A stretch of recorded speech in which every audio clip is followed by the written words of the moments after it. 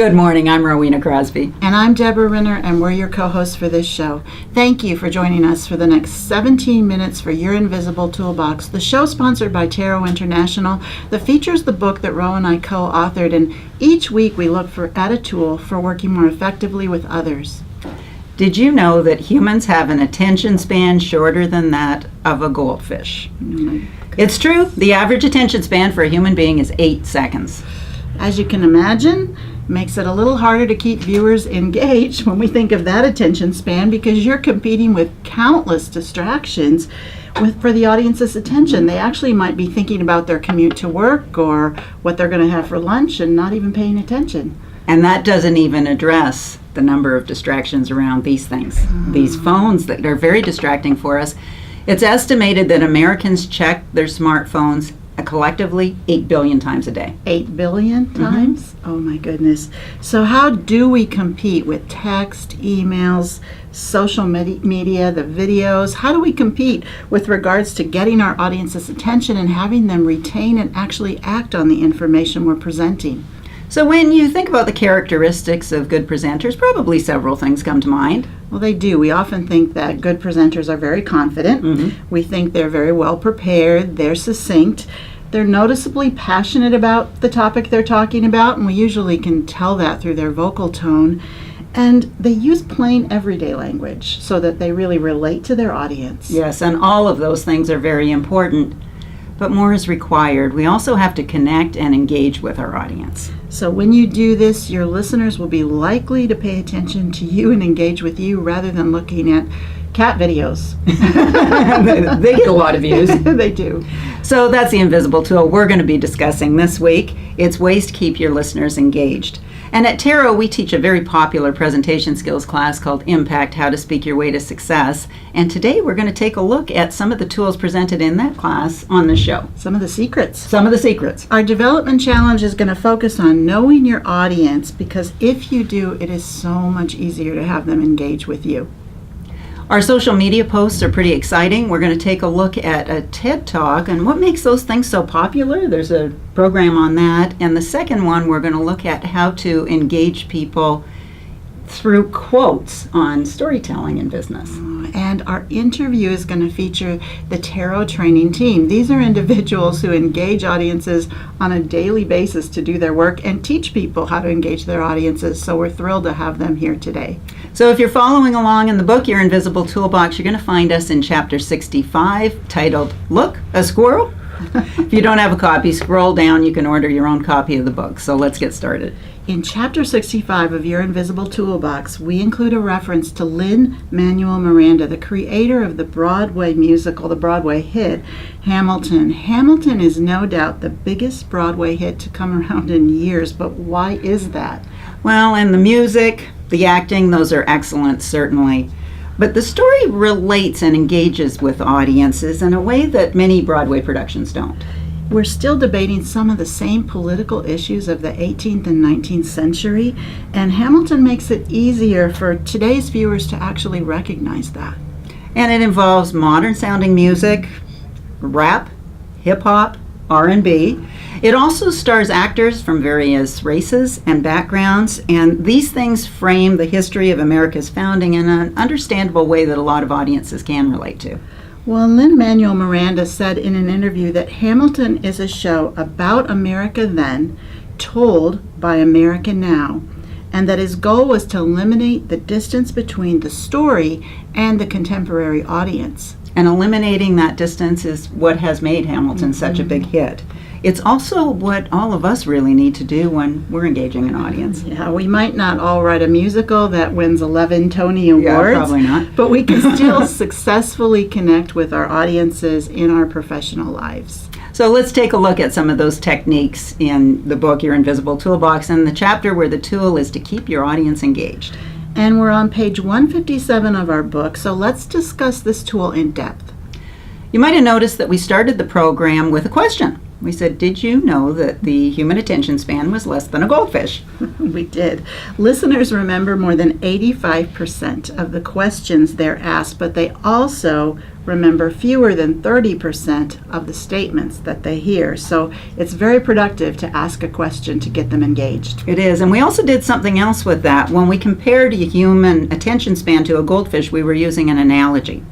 And analogies can be remembered longer, they can make points more effectively, and they can really help us to communicate complex information easier. And we gave a statistic. The 8-second attention span, you're probably trying to figure out, is that really true? If you don't overdo it, but you use a shocking statistic, that really gets people thinking about what you're talking about. Yeah, and if you're wrestling with that 8-second thing, here we're going to challenge you with this idea. Picture yourself at home with a remote trying to decide which program you're going to watch. How many seconds does it take you to decide you're going to change that channel? And most of our viewers are going to think they do that almost instantaneously. We don't wait for 8 seconds. Now imagine that you're in front of an audience and they've got a remote on you. How many seconds are they going to stay with you? We got to keep them engaged. It's like a nanosecond. Exactly. Do you have an inside scoop to share? People like to be in the know. They like to get the most relevant information, and that can really get them paying attention. We can also share stories and personal experiences. People can often connect with those on an emotional level. And if it's natural, humor can be great to use. Laughter actually releases adrenaline and helps people remember information, but there's a difference between humor and joke telling. Jokes can actually target populations. They can be racist, sexist, political. We want to avoid those, but natural humor is wonderful. Mm-hmm. And people tend to listen passively. We want to turn them into active listeners. Mm-hmm. So we can do that by involving them. Games, activities, even asking people to take notes turns them from passive to active. And a lot of people tell people not to take notes, yeah. And yet we're turning that off. Distribute handouts. That can be a way to keep them engaged, but you want to make sure that you time when you distribute it so you don't create a heads down audience, and distribute it when they need that information. Yes. Well, now it's time for our development challenge of the week, and we're going to give you 13 questions to contemplate as you prepare for your next business presentation. All of these questions are going to help you better identify with your audience, so you might want to write them down and use these next time you're preparing a presentation. So question number 1, who asked you to give this talk? That's important. Yes. Number 2, what's the purpose of this presentation? Number 3, who are the people attending the presentation? And number 4, how many people will be in the audience? 5, how many are familiar with the subject that you're going to be speaking about? Oh, and number 6, how many have equal or maybe they surpass your knowledge on the subject? Number 7, what do your listeners have in common with you and with each other? And number 8, why do they even need to hear your presentation? Here's an important one. Number 9, what's your credibility with this audience? And number 10, what is it about me that could help me relate to this audience? Number 11, how do audience members stand on your point of view? Number 12, what audience questions am I likely to get? And number 13, what other things about my audience would be helpful to know as I prepare? We challenge you to use these questions anytime you're preparing a presentation. If you are a Tero International graduate, go out to the Graduates Only section and you will find a list of about 45 questions that are really important to consider, because if you consider them, it's going to help keep your audience engaged. Well, it's time to take a look at our top social media posts of the week. And those of you who follow Tero on social media know we post several links every day on relevant interpersonal skills topics. Here are 2 of the posts from this week that we'd like to feature. Have you ever wondered why those TED Talks are so popular and why we reference them so frequently here on our show? Every TED Talk discusses a specific topic, often that viewers don't even know very much about, and they're all very well done. So our first post is a video from the TED site, and it shares some tips on public speaking for those. When's that going to be? And that's going to be on all Tero social media platforms today. Oh, good. Our second post is from Forbes, and it has 5 short quotes about storytelling in business presentations. And that's one of the best ways to engage an audience. People really connect with the stories. And these quotes will give you ideas to effectively do that. And that's going to be on all Tero social media platforms on Wednesday. Well, now we're excited for the next segment of our program, which is Ask the Expert. We are joined at the Tero Learning Center today by members of the Tero training team, who it is their job to engage audiences all the time, and we're going to get some tips from them. Well, now we're going to get some tips on how to engage an audience from our Tero training team. These are people who engage audiences every day in the work they do, and they teach people how to do this. So I'm going to ask Gail the first question. Gail, even Tero trainers have to learn how to engage an audience. So how did you develop these skills when you first started out? Thanks for asking that question. Absolutely. We practice what we preach here, and what we tell participants is to take this outside of the classroom and apply it even in their real lives with their significant others, but also at work, so that they can hone in on those skills and they become second nature. All right, thank you so much for that.